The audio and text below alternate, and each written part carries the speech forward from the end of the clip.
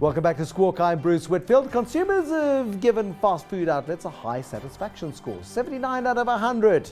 The results of the South African Customer Satisfaction Index showed Debonairs and Chicken Licken 3% above industry average. McDonald's also above industry average. KFC was way below average. Now that's bizarre when you consider that KFC is the most consumed fast food in the country. If there's a fast food franchisee who couldn't get hold of a KFC, they get very, very grumpy and do their best in the next best franchise that they get their hands on, because KFC has got the winning recipe. I think that sometimes these surveys get it wrong. What do you think? It's very strange. I mean, KFC's got 700 outlets around the country. It's the biggest single brand in the country. So for that to happen, I'm amazed. I'm totally unless they're messing it up. I don't know. One of the reasons for being the biggest is because they were so early in the field. Particularly recognizing that in South Africa there was going to be a move from red meat to poultry, and this is where they've had a huge gain, particularly also as the population has become rapidly so much more urbanized and affluent. Yes. And you're finding in the new middle class, both are part of the partnership are working, and so it becomes more convenient to pick up fast food. It's a case of the early bird catches the consumer, I suspect. Also, we look at the cups. These are the Austrian guys who supplied the technology that will beep every time your car drives under a toll road gantry. Now, of course, this is massively controversial because at a media briefing in Austria yesterday, the chief executive of Kapsch, Mr. Kapsch himself, told Bloomberg that there would be annual revenues from the e-tolling system of 50 million euros a year. I beg your pardon, 50 million euros a year, which at current exchange rates translates to around 700 million rand a year. Now, that's a bucket of money. Naturally, Outer, the guys opposing the whole e-toll system, have got a little bit grumpy about this, and the response of SANRAL has been to pour cold water on the 700 million rand claim, calling the reporting rubbish. But this is a very good indicator of smoke, fire, and a lot of noise around an issue that just isn't going to go away in Crookshanks. And no offer to say, well, if that's the wrong story, what's the right one? Surely if there was a correction due, it would be in their interest to publish and say, no, your numbers are wrong, and here are the correct ones. 699 million rand, not 700 million. Yeah. Outrageous. No, or whatever the claim might be.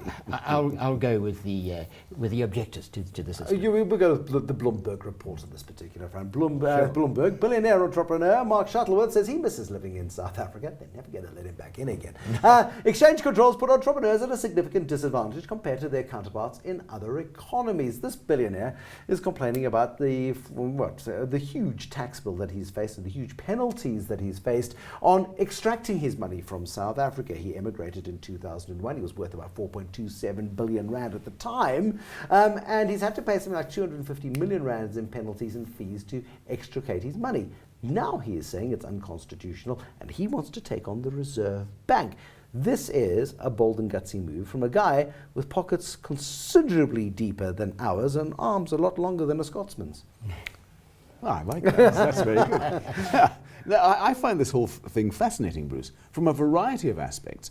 If you look at it superficially, you say, well, hold on. The departure tax, as they called it in those days, of 10% is now gone. But, when you were doing it, it's tough. What he is saying is that the whole method of changing these rules and regulations applying to exchange controls is, in fact, just something that the Reserve Bank does from time to time, and it hasn't been properly legislated, and therefore it's unconstitutional, and that's why he wants his money back. So to see how this progresses through the courts is going to be truly fascinating. I wouldn't care to put money on it either way, frankly. I spoke to Ismail Momoniat from the National Treasury the other day, and I was saying to him, so what's your response to this? He says, well, it's his constitutional right to have a constitutional objection, and it's probably good that our legislation is tested. Trouble is, on News 24 today, there is a terrifying headline. I didn't read the story because I don't believe the headline, but the headline's still nice and terrifying and is worth looking at. And that is, Shuttleworth case could bankrupt the country, because not only has Mark Shuttleworth been charged this money, but if he wins, every single South African emigre who has ever had to pay that 10% levy to get their cash out the country has got a similar claim against the state. Should we be concerned? Well, I don't think so, because you've also got to say, from these billionaires, millionaires, whoever they were, just look at Mark Shuttleworth. Instead of getting $4.25 billion, he had it and taking it outside South Africa. Shame he only took $3.5 billion out. Well, perhaps he should just count his blessings. At least he got it out. The longer one waits, the more difficult it's likely to get. And I think that this is a problem. And those that are now trying to claim back amounts from the government may find, that you said, an inestimable amount. Perhaps they never will get it anyway, because they'd have to wait so long. The money may not even be there. That's a big challenge. I see the state digging in its heels on this one. Oh, yes. very much so. No, look, I mean, this is going to be a very hard-fought and bitter struggle. But I think it raises the whole issue as to why on earth, 20 years after democracy, we still have exchange controls. It does. Yes. It's a worthwhile debate. It's a relic of apartheid, brought in 1961 after Sharpeville to stop capital flight.